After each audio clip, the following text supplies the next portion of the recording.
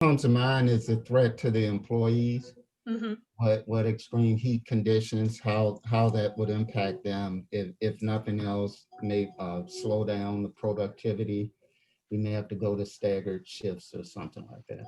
Yeah, great point. I'll bring up that what comes to mind first for me is bacteria and nutrient loads escaping into the environment, and without an infrastructure to soak that up and store them, then they're free to travel about chaotically through the environment. Um, and as temperature in water uh, rises, it feeds bacteria and moves nutrients. Definitely. Hey, Al, thanks for joining us. Just in case you didn't get it earlier, I'm going to put the link to the survey tool that we're reviewing right now in the chat.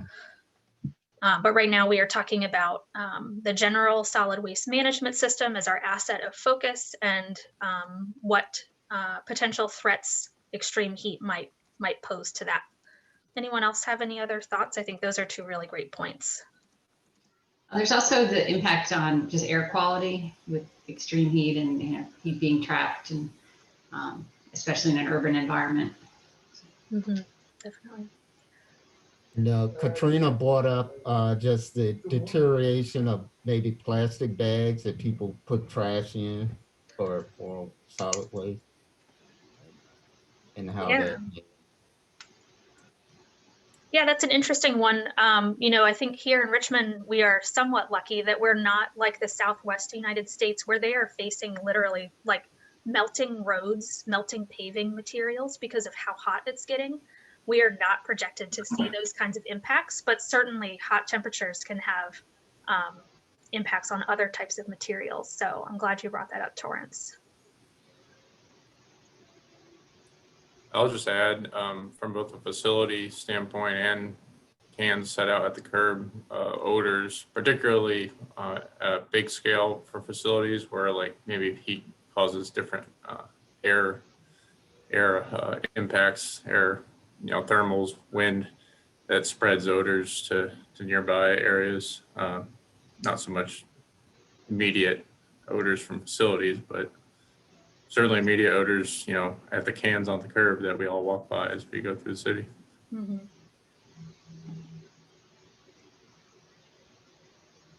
Yeah. I'm sorry. Oh, go ahead, Torrance. Yeah. I was just wondering, how are we categorizing moderate to high? I guess I see some of the description there, but if it shuts down an asset, I'm sure that's high. But when we're talking about slowing or reduce productivity, where do you guys think that fits in this sensitivity score? Yeah, good question. So I would say for this part of the exercise, we are, again, thinking more high level, just generally about how much a particular threat could impact an asset, which I know is not really an answer. We're going to be getting more into the specifics, Torrance, of the consequence in a few minutes with this, which gets to like, if the system totally fails, whatever that means, what are the impacts to like the broader community? So we'll get more detailed there. I think for this, based on what everybody is saying, I didn't even think about most of this stuff. So, but hearing you all, I would say that heat actually poses maybe a moderate threat. I think for some of the, like yesterday in our buildings and energy working group, I was in a breakout group where we were talking about mostly buildings. And for those, actual high temperatures, definitely impact energy assets. But for a building itself, depending on how old it is and the condition of it and all of that, building's not going to melt. There might be some other consequences and things. But for something like that, we were rating things mostly low to moderate. But it sounds like, if you all agree, that I would say for the general waste management system, we might be talking about moderate to high impacts. This is, again, more general, hypothetical. So we'll get into more detail in a second. So sorry, that's not like a precise answer, but hopefully, so now what we want you all to do is just go ahead and for heat, indicate how you would rate its sensitivity, the sensitivity of the solid waste management system.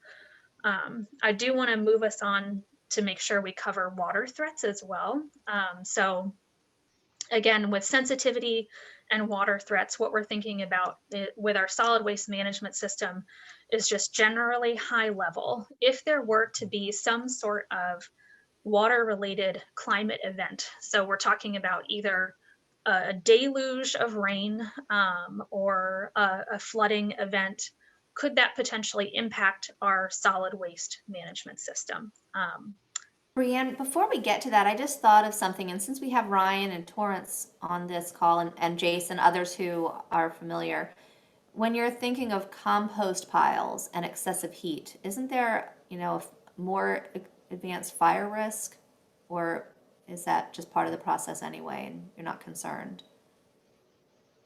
Well, it depends on what kind of compost pile you've got going on there. If the thing's built in a way that you've got a contained system, or like a system that moves back in on itself, then you don't have to worry about that. But I was tossing this around in my head right now, and I was thinking about this bacterial thing for whatever I'm like stuck on this right now. In those sites where we bring all our trash and whatnot, if there was that was retrofitted to have a composting operation on the other end of the push it all into a pile and squish it, we could take care of a lot of composting right there, and heat would actually help out a lot. Excess water would help out a lot, and those areas are already in deserts or heat deserts, so you could put your compost pile on the concrete as long as it is in an area that's not going to drift away. No, that's a good point. That's another side of that conversation. I guess I was thinking brush piles at the transfer station or wherever we're storing, brush piles. Residents are bringing brush and it's sitting there for extended periods of time. But Oh, I see. Well, yes. Yeah, I see Ryan has something. I was just going to say with proper operations, so the proper moisture content, the bulk density, and the aeration that you kind of alluded to, Jason, like a compost pile or brush pile shouldn't spontaneously combust. If you leave it in place for long enough and there's enough heat and it's a hot day and it's dry, there is a possibility, but most risk comes from people or trash that spontaneously combusts, whether it's from a cigarette, if you allow smoking at the facility or something like that, that's a significant risk, more so than spontaneous pile combustion. And then Torrance, is that ever a risk? It looks like he might be on the phone. We can follow up with him later. Sorry, Brianne. No, we're good. I just want to make sure we cover both heat and water. So whatever you all would like to talk about related to sensitivity is helpful at this point.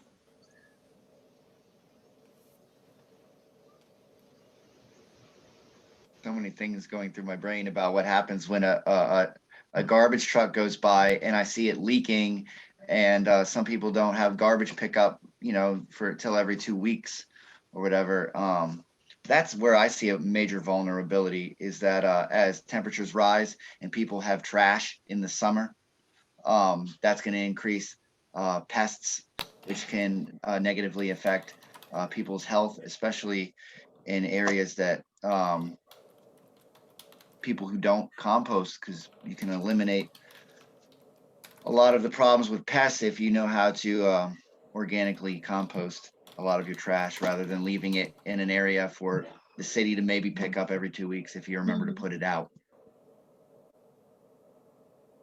And another issue with water, I would say would be particularly with big storms are just the storm water and the litter just running essentially right into the river, and that's a risk to the city violating its permit, and it's also obviously a negative impact to the river and the ecosystem there. But I see that every major storm. The storm drain in front of our house is just basically clogged up almost now. It seems like most of the year, and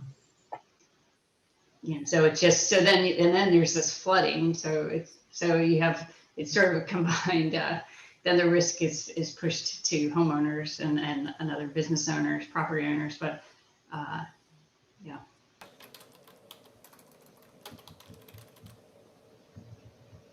Yeah, if we're on water for waste, I think a big thing that we kind of alluded to earlier as a group, that, it's kind of the elephant in the room is the idea of stormwater management, stormwater capture. A lot of the engineering and sizing of such facilities, to manage runoff from impermeable things, whether it's a citizens convenience center, transfer station, or landfill, they've been sized for historical weather events, and the future is uncertain, and certainly the future is likely to be worse than the past based on what we're seeing now. So using the old rules, it doesn't seem to be working, or may not work, I should say. And looking forward to the future, we really need to build, space and resiliency into specifically stormwater control features, whether that's just a storm drain or a stormwater pond, or, the size of pipes that manage this stuff. Yeah, definitely. And I'll just say, so you all know, we will be addressing the stormwater system as an asset in our environment working group. So that will be covered as part of this assessment. That affects so many other assets we know. So lots of this is interrelated. Can I get in on that environmental working group? Yeah, I only have anyone's one welcome group. to join. All right, Anyone's send me welcome the to email, join. please. Yeah, sure. We meet on Mondays in the early afternoon. So I'll forward you the Okay. invites, and if you can join, great. I would say on a really localized level for water threats, I would imagine that logistically, like for management or waste pickup vehicles and stuff, like flooding roads may impact routes, or like I know a lot of them go in alleys and stuff, and if they're really muddy or flooded, that could impact the vehicles themselves or accessibility. Yeah, it looks like Torrance had to step away, and Katrina, I don't know if you have any thoughts on that. I'm pretty new to public works, but I think Torrance had a good point when he was talking about heat and personnel on employee impact. I think water would also have an employee impact in terms of, a deluge of rain. You've got people who may have health sensitivities that could have some impact. Employees could have some impacts to their health with that much water, having to slog through it or walk through it or touch it or be around it. And then to piggyback on Ryan's point about routes and having to make changes to scheduling if there is flooding and it impacts roadways. Oh. Maybe idea popped into my head, but I can put it somewhere else. I mean, if the trash pickup was more responsive to events that are likely to occur, say within a week, that could build resiliency in waste management rather than being on the rigid schedule. You'd have to devote at least a person or an office to planning that. I'm going to put that in our parking lot slide. This will be exactly what we get into in the next couple meetings. Is we're thinking, and this comes naturally, obviously, in this discussion, we're thinking about these potential threats. How can we address them? So this is perfect to bring up now as well. I do want to move us on in the next minute or so to adaptive capacity. So if you haven't already, please fill in those two rows on the sensitivity question. Again, whatever you are bringing to this conversation based on what you've heard, what you know, what you've experienced, feel free to use the comment field as well, but we want to make sure that your individual thoughts are captured there. And we can come back to this if we end up having more time, but want to make sure we get to everything with each asset. So what we'll do is move on to the other side of the sensitivity coin, adaptive capacity. So let's say you know, these things are going to happen, heat threats and water threats. We'll talk about heat first.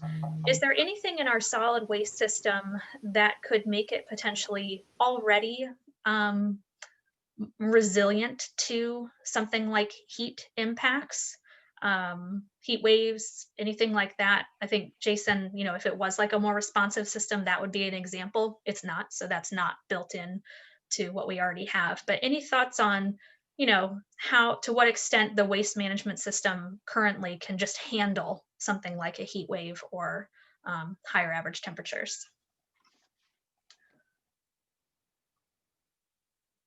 Well, compost cooks things, and the more heat there is, the more cooking you got happening. So adaptability could be more easily retrofitted than if we were in a colder climate. Mhm.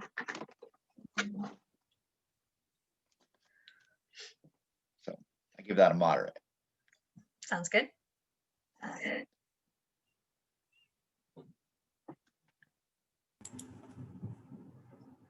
Yeah, a lot of cities and solid waste programs and facilities have to deal with snow and cold. So heat can sometimes be an advantage in that sense, you know, in that we don't have to deal with that, so that reduces costs a little bit. Mhm. Yeah, I used to live up north, and taking out trash when there's 4 feet of snow on the ground was very interesting. um, any other thoughts about heat? Let's mix it in with water too. Is there any built-in natural kind of resilience or like that bounce back factor in our waste management system when it comes to things like flooding and extreme storms? And if not, we'll just break it as a low. Well, there's we've got woods along the side of the river, and that is a buffer from nutrient loads from the city. So that's a plus. We haven't completely developed the shoreline of the river here in the city.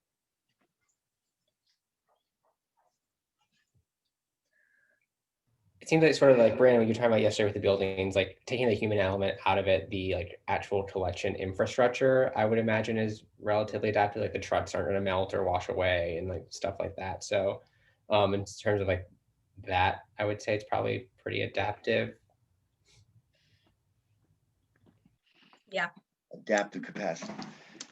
But we've got a mixed sewer system, right? Yes. Like this antiquated, gross poop with the river thing Right. happening. So I think about 40% of our 40 or so percent of our stormwater system is mixed with the solid waste pipes. Yes. That's pretty gross. And so that would have to be retrofitted in order for anything to be equitable or clean or whatever for anybody else. And that's like a huge cost. So I would put that in not able to adjust to. I would put it between moderate and low, because that's going to have to be a big fat investment. All right, 1.5 for Jason. All right, so Quick clarifying question. Is this working group, is it inclusive of the like wastewater system and stormwater systems, or is that a separate working group? yeah, well, Good question. we talked about that a little bit yesterday in the buildings conversation, just as it relates to the actual treatment buildings where that happens. And then we'll be talking more about the system overall in the environment working group, where we have folks from like the stormwater utility and people who know more about flooding and stormwater management and stuff like that. Katrina, you were going to say something? Yeah, Torrance is not in to chime in, but I rated it as a low simply because I think from a public works perspective, there would be some substantial cost or modification. Mm-hmm. You made the point about changing driver schedules, which comes with a cost. Mm-hmm. So I think that from a public works perspective, water threats especially come in kind of low, just because, you know, we don't want to look at a cost. Yeah, We have to look at major modification or major cost. Who went to Bobby's office? right. Yeah, with this, we're concentrating on what we currently have, what our resource levels are now, where we are. So this is a big one. I know. Let's keep talking about the solid waste management system, but if y'all are ready, let's move down to the last section on this page, which is consequence. We've already talked about some elements of this, so I think this flows pretty naturally from some of what you've already said, but what we're looking at consequence is more specifics about how this system interacts with other systems in our city. With consequence, what we're thinking about, just hypothetically again, is total system failure. I don't really know what that means for solid waste management system. I'm sure you all can come up with some doomsday scenarios in your head. But what we're asking you to do is think about, okay, if the solid waste management system failed because of a catastrophic flood event or an unprecedented heat wave that caused us to have to like stay indoors for a certain amount of time because it's just not safe to go outside, something like that. What would the impacts be in these different areas of like public health, natural environment, all of those things? There is a scoring matrix that you can reference if you'd like, but we know this isn't perfect, and not everyone will know what this kind of thing like costs or detailed information like that. So just use your best judgment here. But would love to hear any thoughts as you all go through this list of potential areas of consequence and how you think the solid waste management system would impact those.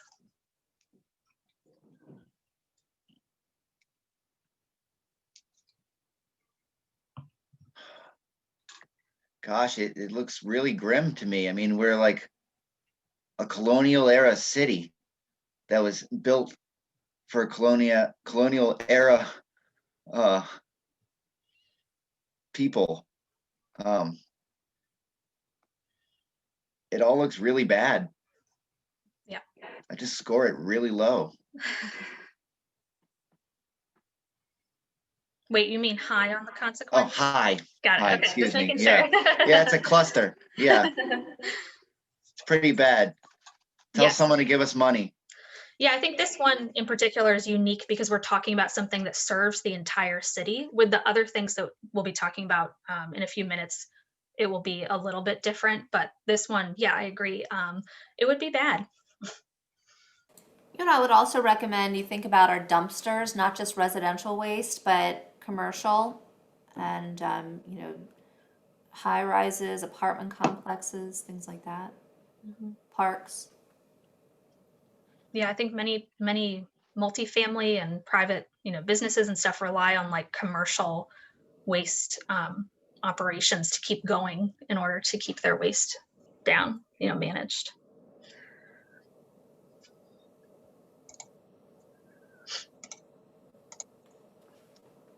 Yeah, we've already talked about, environmental impacts being probably pretty high just in terms of this material getting out into the natural environment. Any thoughts on things like economic activities? I can think about businesses certainly being affected if their waste has nowhere to go or something like that. But any other thoughts? I like to point out, if anybody's watched the series Mr. Robot and other movies and shows in popular culture, usually like waste being left out in the street is kind of the first sign of societal and systematic breakdown. And so in a way, it's kind of like perhaps the most vulnerable element of what makes our civilization, because people, it's mostly at first glance aesthetic to people, pile it up in the alley and they can get by, but that's not really sustainable over any sort of time period. So I mean, there's not really resilience there at all. There's no alternative. Yeah, there's that broken window theory, social consequence. Well, economically, I don't like what's about to come out of my mouth, but economically, disasters are great because it lets the capitalism vultures swoop in to solve a problem.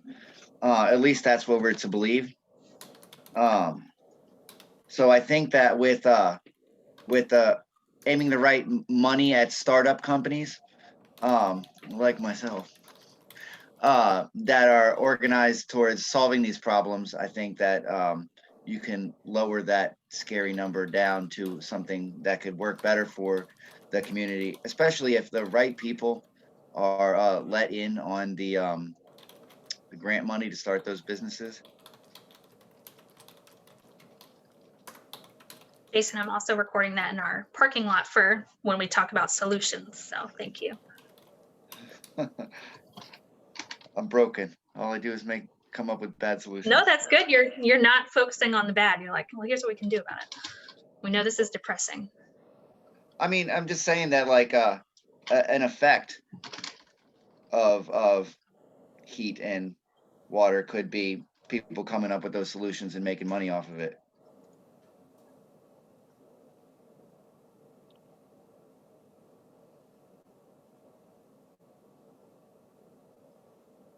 All right, just keeping track of the time, let's take 2 or 3 more minutes. If you haven't already, please fill out the consequence section on this first page on the solid waste management system and continue sharing any thoughts.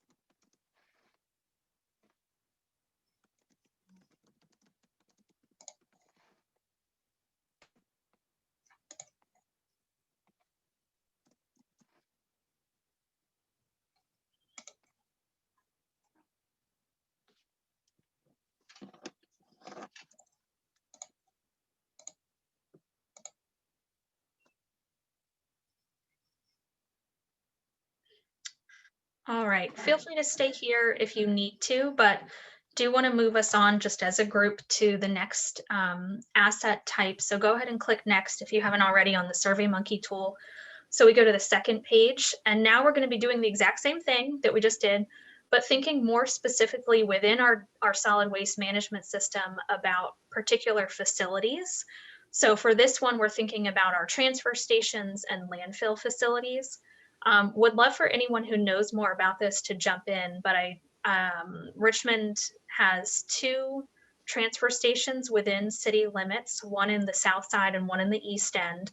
I believe they serve slightly different purposes as far as what you can drop off where and things like that.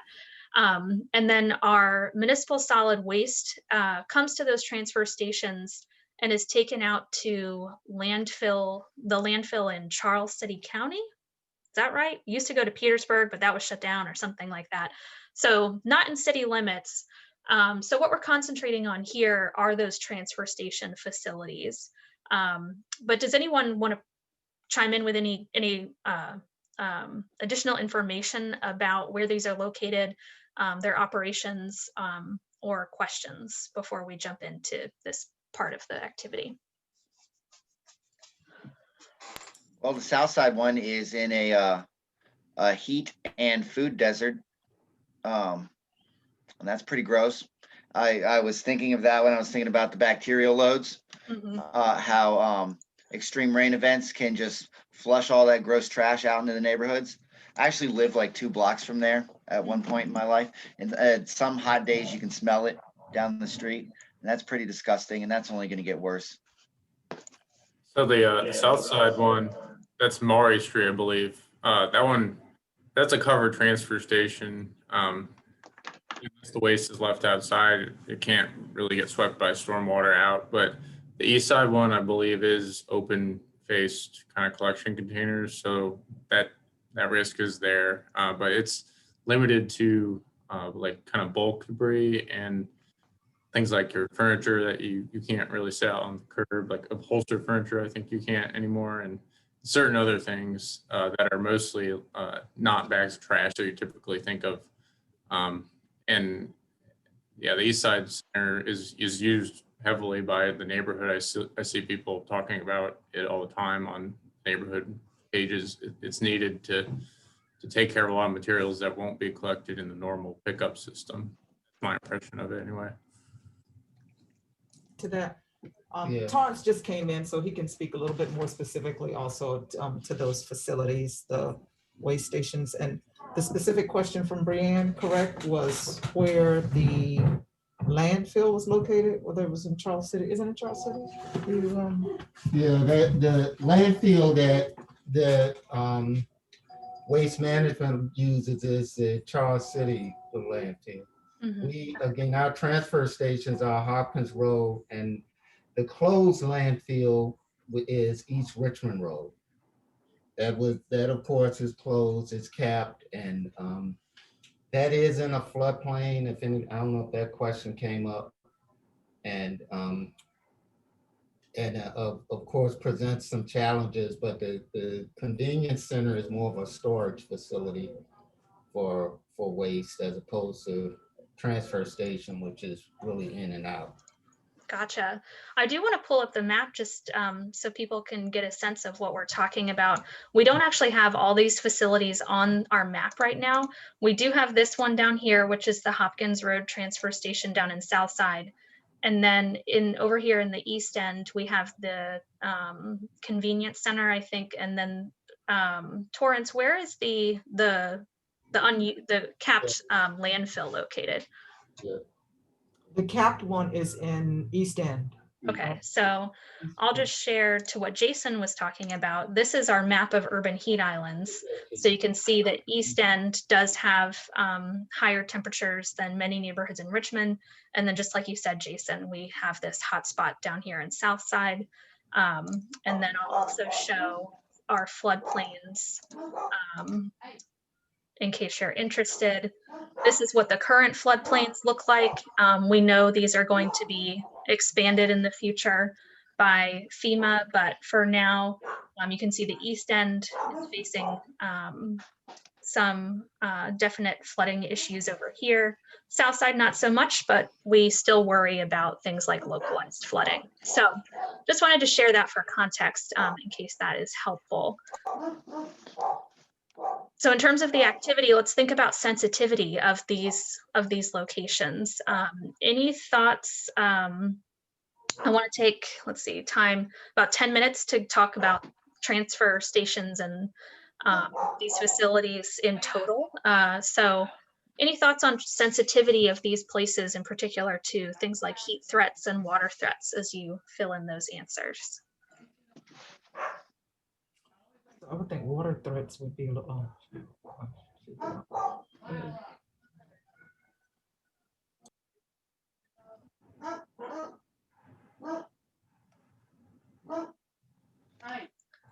Sounds like someone has a canine companion with them. I got dogs and chickens. They're all screaming right now. Chickens, that's cool.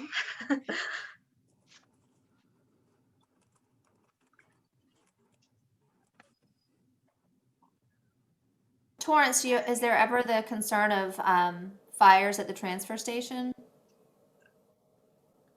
Or any history? I don't think that has been a concern. Not that it couldn't happen, but it's not a documented event that I've seen. Of course, extreme heat, like I believe Ryan or someone mentioned earlier, has what that has to do with some of the biodegradable stuff there and the smells and the, and that what happens then. But not sure, extreme heat. I'm not sure if that has a direct or how sensitive that is to the tipping floor to the transfer station. Of course, flooding, potential flooding is probably has an extreme impact, as it would impact the environment if it has economic impact too. If we could not use the transfer station, the city would have to, since we collect our solid waste, we would have to take it to the landfill. So those fees, we would have to pay DOT fees for transporting across outside of the city, which are probably triple what we pay waste management. So it would have a severe impact economically on the city, and if those fees are passed on for any duration to the citizens. And any delay in, if we had to close the transfer station while we work out an agreement, I think some of those areas that are most vulnerable we're seeing a huge amount of trash throughout being collected. So just imagine the trash piling up in your cans for even 2 weeks could have environmental impacts. And those areas that can't take it to, I don't know if Chesterfield will let you in, but wherever, with Henrico or somewhere that don't have capacity to store or bags, can't afford to purchase trash bags, that would have severe impacts. And Torrance, while you're on the topic, and we have you, I'm wondering if any of these facilities already have any kinds of plans in place or like actual built infrastructure to protect them from things like floods that are already there or being considered. Our transfer station does not. And I don't think East Richmond Road, which I know is in the 100 and 500 year floodplain, I don't know. I don't think that doesn't have any built infrastructure. Okay. Again, the transfer station, I'm not sure if it's in the floodplain. Yeah. Okay. And I think I should raise the fact that, oh, sorry. Nope, go ahead. I think I should raise the point that part of the asset, a large part of the asset of these facilities are the workers, and the sensitivity to increased heat is a definite something, especially working around like suffocating trash smell all day. Mm-hmm.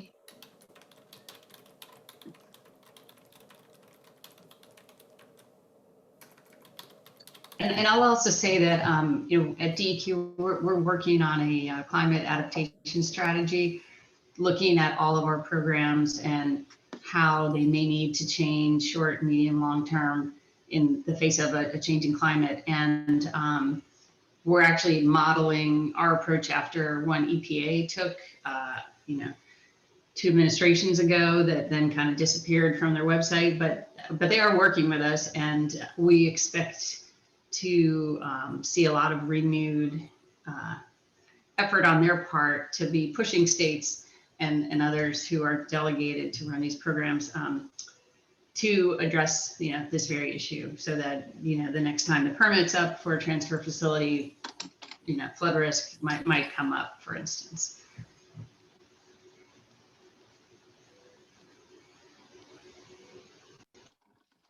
Yeah, I'll just bring up that in my view, Richmond is pretty uniquely situated, like around a lot of waste management and waste disposal facilities, landfills. There's 4 to 5 within an hour, and it's kind of rare or unheard of in a lot of major metro areas to have that kind of selection or contingency. Albeit they are privately managed, privately held. At the end of the day, they're not totally in the city's control. So it's kind of vulnerable to them and their decisions. Sounds like regulation is a big question. Yeah. Sharon was talking about is, adding a note in or a suggestion for the next thing that happens. I wonder what's the next thing that's going to happen, like the next waste management system that's going to be built. That one should be like a holistic system. Am I incorrect on that? I think what the hardest part is lobbying for the regulation for the existing retrofits.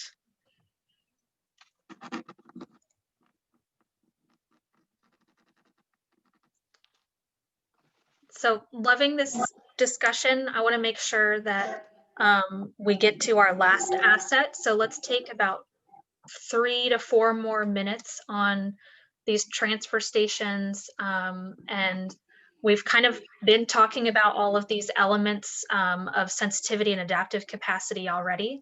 Make sure you also look at the consequence areas. I think a lot of this, we've addressed through some of your comments already and the discussion of the general waste management system, but just wanted to prompt everybody to make sure you're filling that out as well. And feel free to keep sharing thoughts before we move on.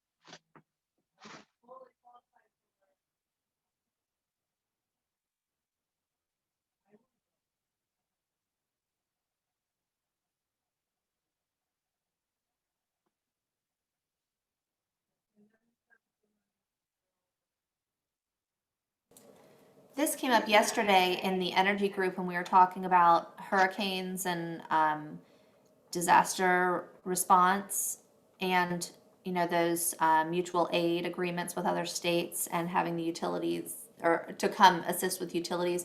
I think there's the same issue with brush removal, and it's each locality handles it differently, but I'm not sure how Richmond deals with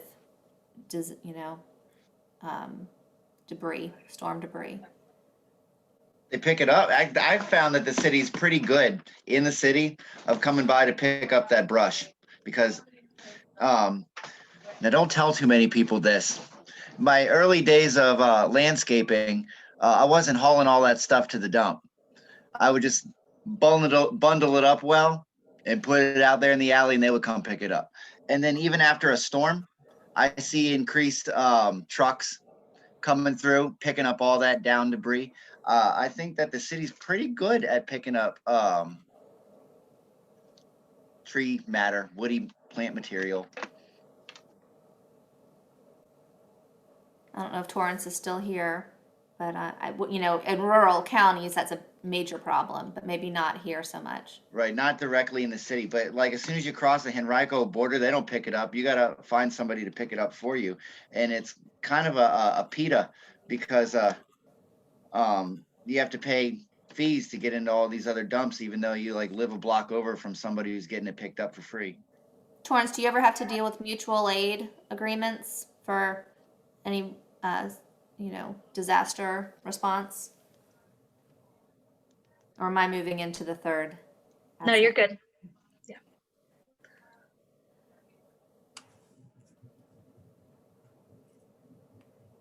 Okay, left. I am, so I'm going the Hey. wrong way.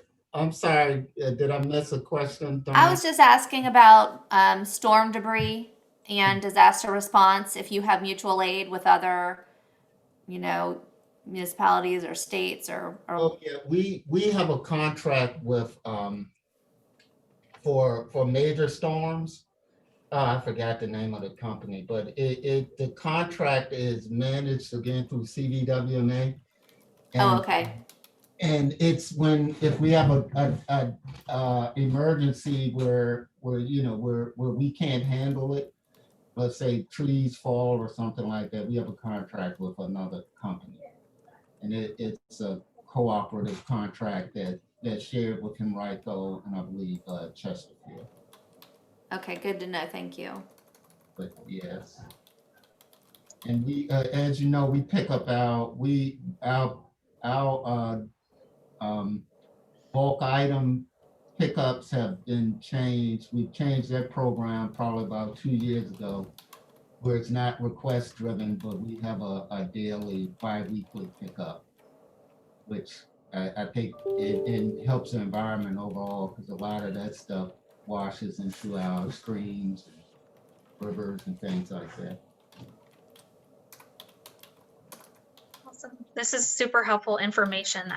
So we have about 12 minutes left before we're going to end our breakout activity. So if you're ready, please feel free to move on to the last section of the last page of the SurveyMonkey tool. With this, we are looking at a category of assets, which are facilities regulated by the US EPA because of some activity that they conduct, typically related to a certain type of substance. So there are 4 different types of regulated facilities within this category, but generally they're all handling or manufacturing or something, some kind of substance that would be dangerous if it was not done properly. So what I'm going to do is share my screen, and then I'll also share the map with you all so you can play around with this. First, I wanted to show this report that came out last year, actually from a professor at the University of Richmond, where he evaluated where all of these types of facilities are, not just here in Richmond, but in the whole James River watershed, and how many of them are potentially exposed to floodwaters, and just showing how many within the James River watershed are exposed if something like a Category 3 hurricane were to come through. So even though we're not a coastal community, we are still worried about the impacts of things like hurricanes on levels of the James River. I'll show you real quick what the watershed looks like because it's huge. This is the James River watershed. So just wanted to show that for context. And then I'll put this link in the chat. This is the map again. So we do have these facilities mapped. These are their locations in Richmond. This is all through the EPA's public database. All of this information is available. You can see how many are close to the river. And then you can also, with these tools, see how many are just within floodplains. Again, these are buildings and facilities that are handling chemicals that we probably don't want in the river for many reasons. And then in addition to that, just looking at our urban heat islands, many of these facilities are located in areas, which you can't see as well here, but located in areas that face higher temperatures because of lack of tree canopy and more paved surfaces. So I'll share this link with you all so you can play around with this. But that's what we're looking at with this last set of questions. We have 10 minutes. So first, as always, we're going to look at sensitivity. Again, this is a lot of buildings and facilities handling a lot of different things, but let's think and y'all share any thoughts you have about their level of potential sensitivity to something like an extreme heat event or a flood event. Or just play around with the map, because if you're like me, you're a map nerd, and I love this stuff.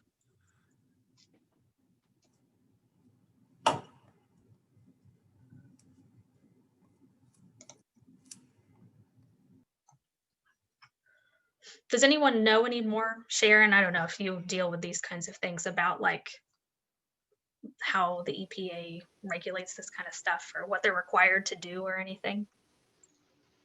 Yeah, most of them probably have an SPCCF spill plan requirement. And I guess I couldn't pull up the map, but I was just curious. I mean, I saw Philip Morris, some of the big manufacturers were obviously on the list, but you know, if there are any tanks that, you know, they have to have monitoring, and TSCA is actually regulated by the health department versus DEQ. And TRI, the toxic release inventory, we track it, but it's really a federal program. But it's triggered by, as you said, just what they're using versus what they're releasing to the environment.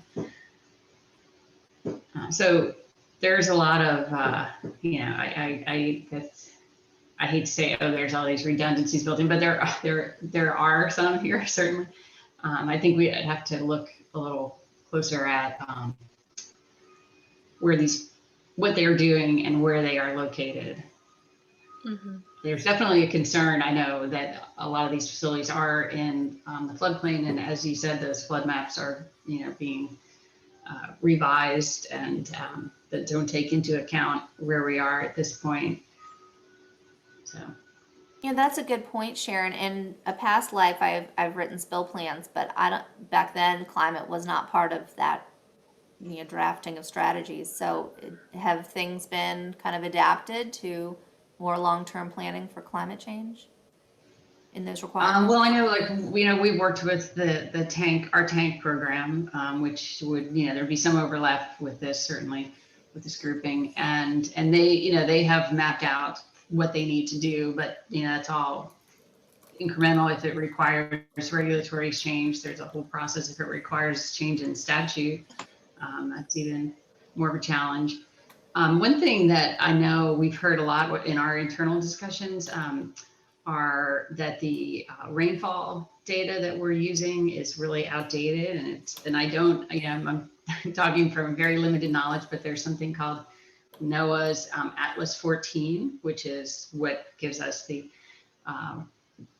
rain data that's used for a lot of things, and that there's a huge cost to revising it, but there is apparently some effort in the Mid-Atlantic to pool funds and to get that done. You know, I don't know, it's like $800,000 or something, but it's really critical to moving a lot of this forward, because we really are using, you know, outdated information. Yeah, I'll just add that I am trying to stay on top of all that stuff so that we get all of that updated information when it's available. The problem, as I understand it from a non-expert sort of way, is that the precipitation, the rain projections we're using often are based on historical information. And because climate change is making things get exponentially worse, those projections will become less and less accurate because they're not taking into account that things are going to get worse quicker in the future.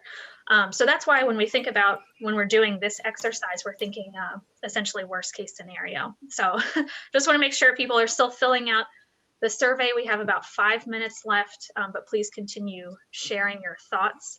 Sharon, to your question, and I'm sorry you're not able to open the map, but we have all types of different facilities on here, everything from, you know, the city's wastewater treatment plant to the Sour Company, Philip Morris, a bunch of smaller companies that I don't know what they are, paper companies, there's tons of stuff on here. So wide variety for sure.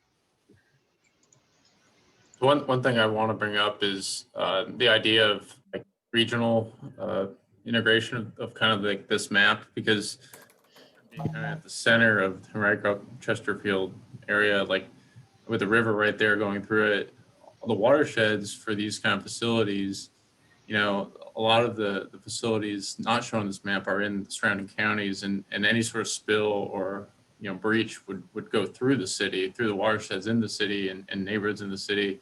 And you don't really get that from this map. I mean, looking at this map, if all those facilities along the James somehow failed or whatever, that's going into the James and then going out of Richmond immediately. I mean, it'd be good to see kind of just outside the Richmond borders what facilities might, you know, be pertinent here in addition to the ones in the city and the GIS system. Great point. Yeah.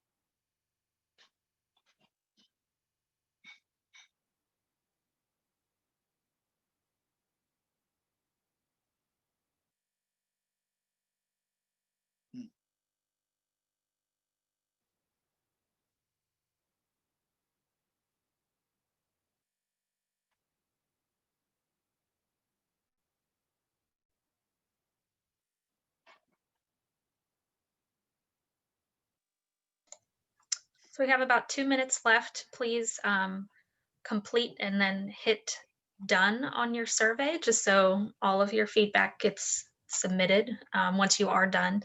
But in our time remaining, also feel free to share any thoughts or questions. And I just want to thank you guys so much. This is a really interesting and helpful discussion.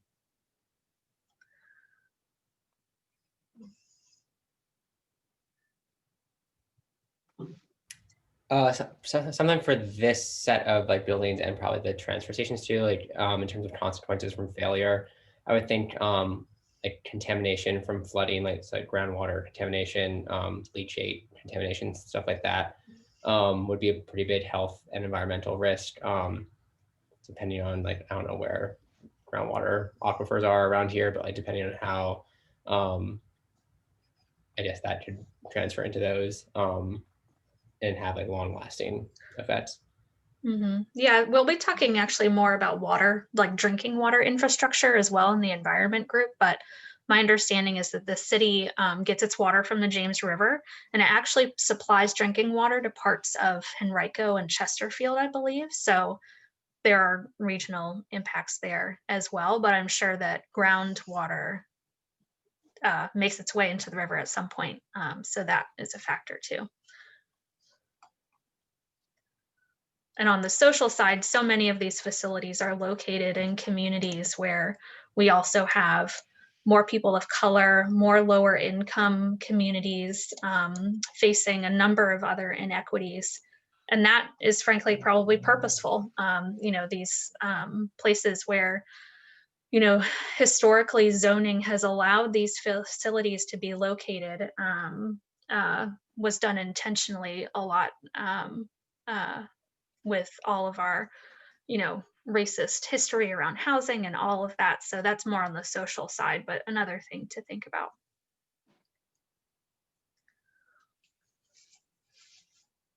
I think we probably have about a minute left, just as a heads up, and our breakout rooms will close automatically.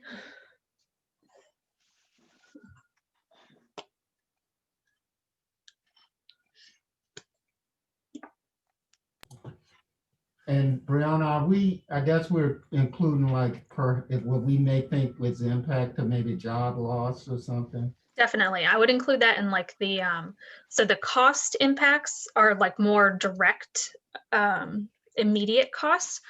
On the economic impact side though, that includes impacts to jobs, lost wages, as well as businesses and the impacts there. Yeah, great point.